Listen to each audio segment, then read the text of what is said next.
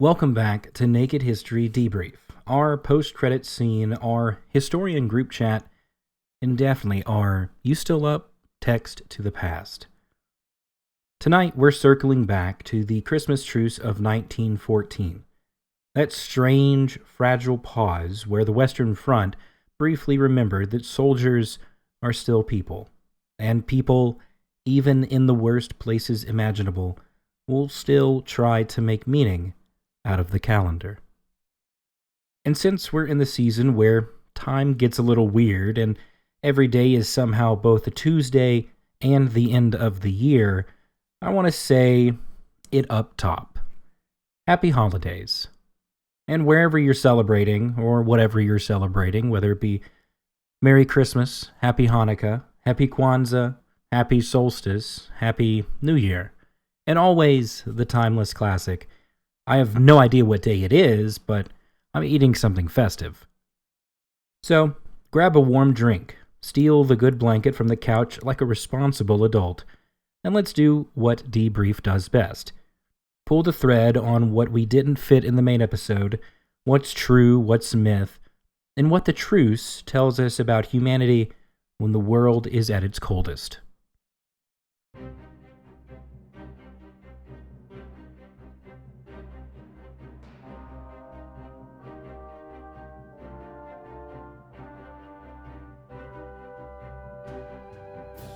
First up is going to be our Naked Regrets section.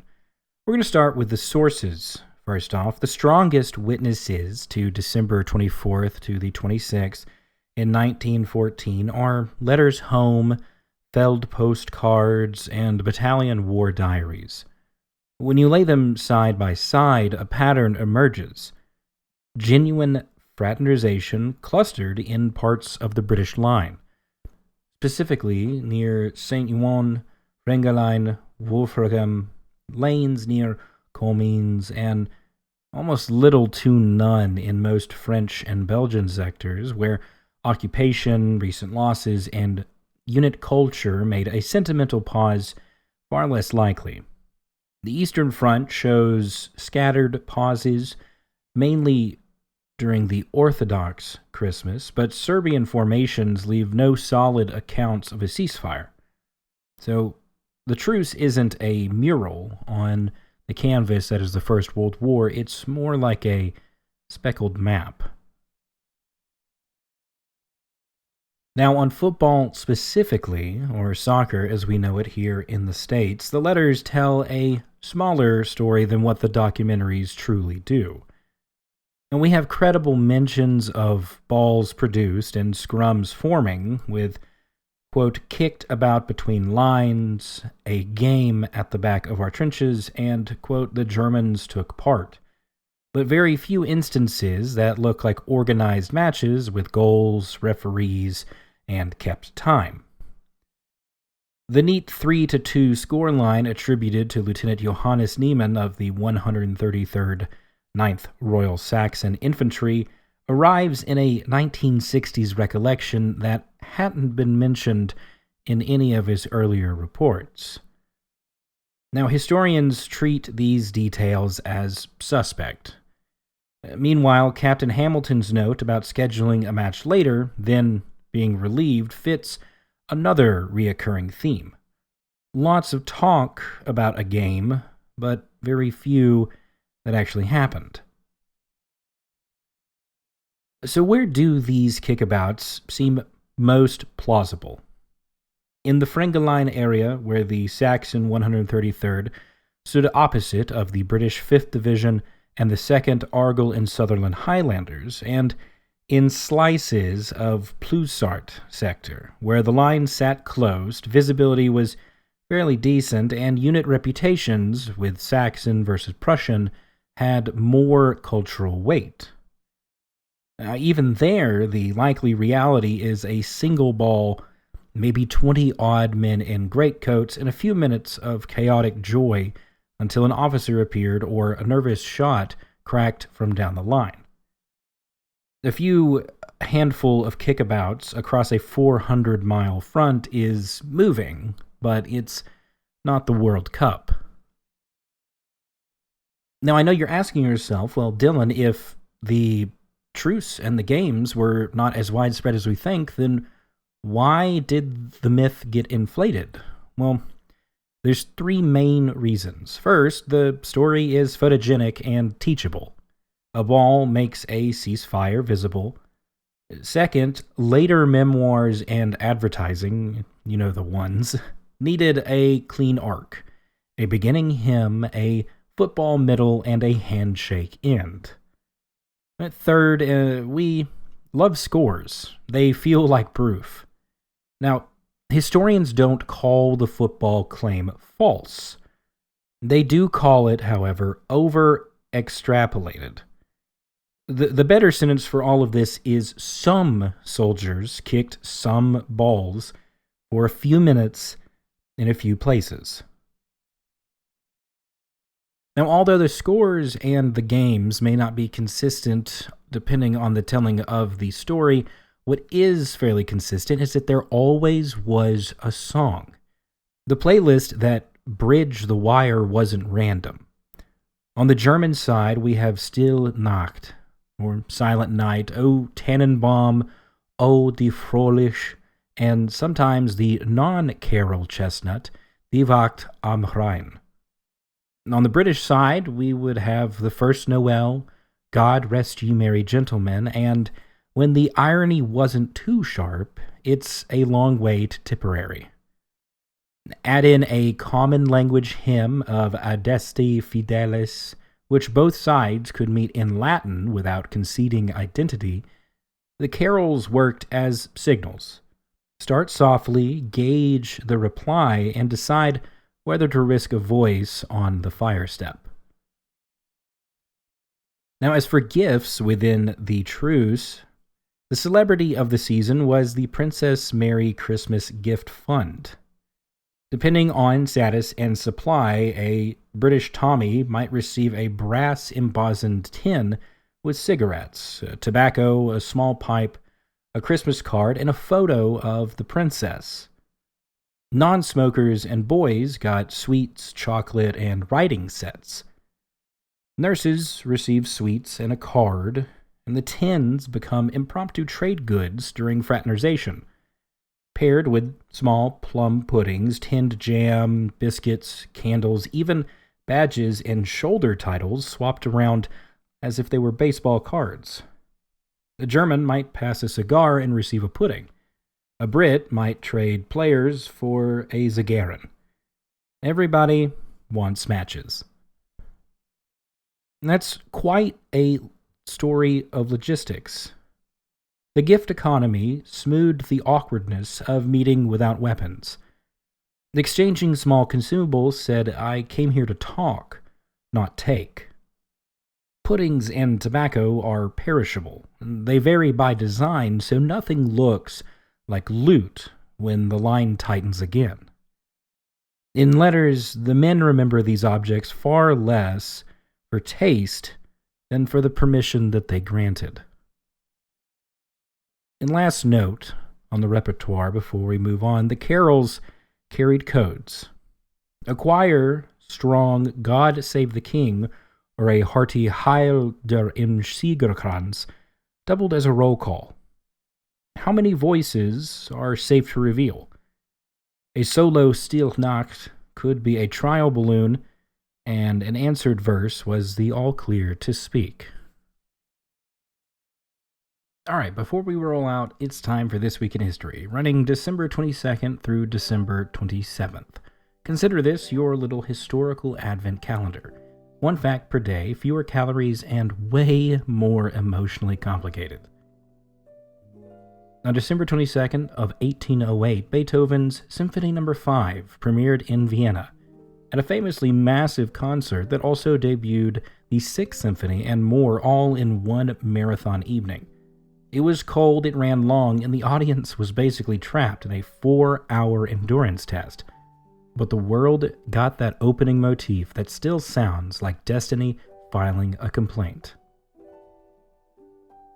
On December 23rd of 1922, the BBC was still very new, and that week included one of its early milestones. children's programming becoming a formally scheduled thing, including a children's show broadcast from London station 2LO. In other words, this is the part of the moment radio stopped being just tech wizardry and news bulletins and started becoming family ritual, the living room turning into a tiny theater. Which means if you've ever had a core memory attached to a voice coming out of a box, congratulations, you're participating in a tradition that was getting its feet right about here. Very appropriately, on Christmas Eve, December 24th of 1818, Silent Night was first performed in Oberndorf, Austria, with lyrics by Joseph Mohr and music by Franz Xavier Gruber.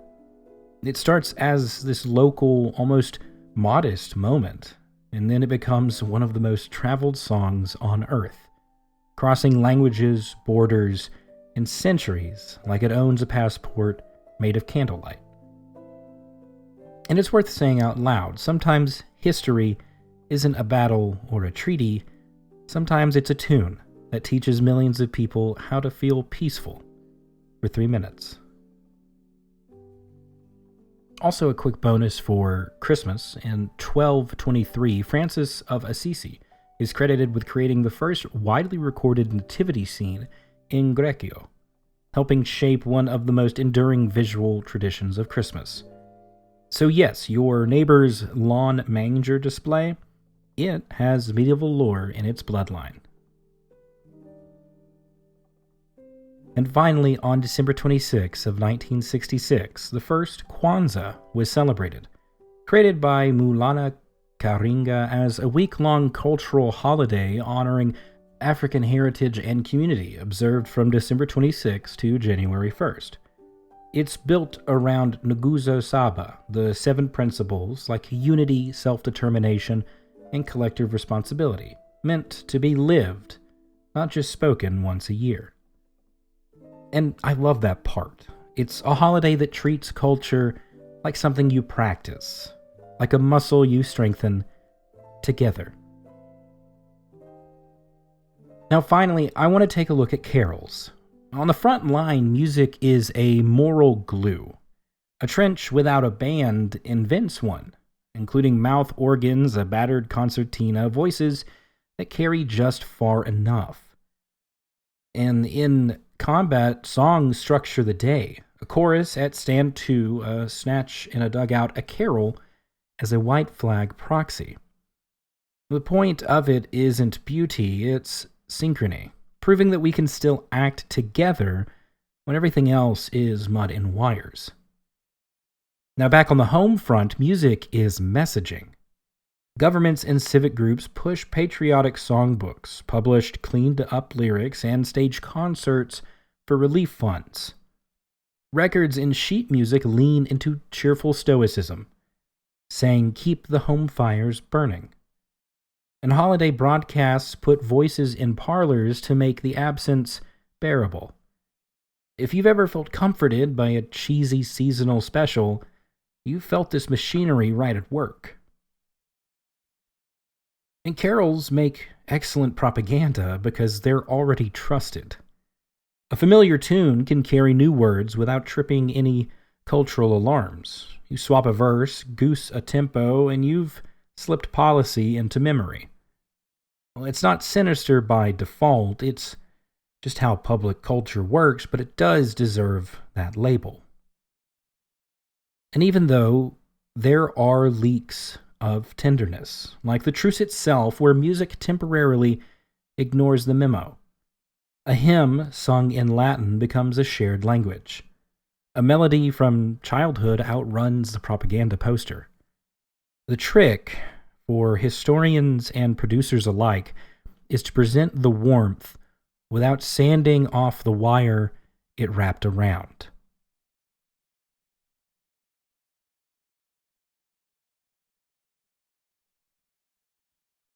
If the Christmas truce leaves us with anything, it's this uncomfortable little miracle. Even in a system built to grind people into enemies, human beings still look for each other. Not always and not everywhere, definitely not forever, but sometimes. just sometimes. Long enough to sing a song, share a smoke, trade a button, or just stand there and remember that you're both terrified and alive. And that doesn't fix the war. It doesn't erase what came next, but it does remind us that the lines between us and them is thinner than we like to admit, and that ordinary people in extraordinary darkness can still choose a moment of light. So wrapping up, from me to you and from all of the crew here at Naked History, happy holidays, sincerely. Merry Christmas, happy Hanukkah, happy Kwanzaa, happy Solstice, and a very happy New Year. And if you celebrate none of the above, I hope you at least get a quiet evening, a full stomach, and one less email that starts with, let's go ahead and circle back. If you enjoyed the debrief, do the usual good stuff. Follow the show, leave a review, and send it to a friend who still believes that the Christmas Truce was a full contact FIFA tournament in no man's land. And I want to hear from you. What's your favorite holiday song or carol? It may be the classic that you genuinely love, or the one you ironically defend as if it was your job. Drop it in the comments, DM it, send a carrier pigeon. Whatever your communication style is, let us know.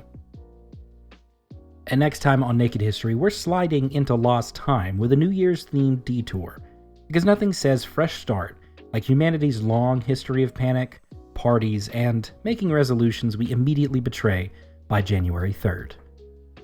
So always remember, stay festive, stay cheerful, and stay naked, in a holiday sense. We'll see you next year, and have a good one.